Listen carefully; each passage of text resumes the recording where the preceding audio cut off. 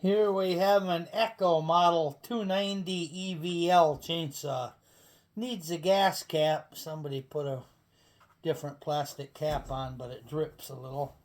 But the saw seems to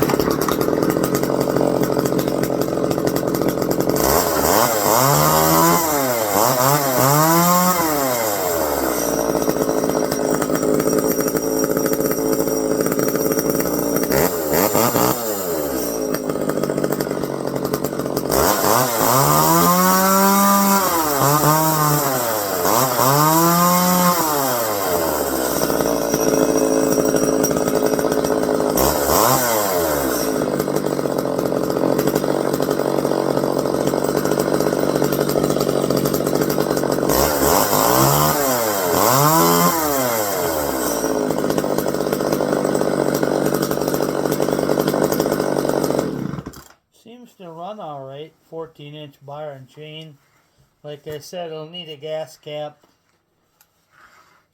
Maybe a carb tune. Thanks for looking.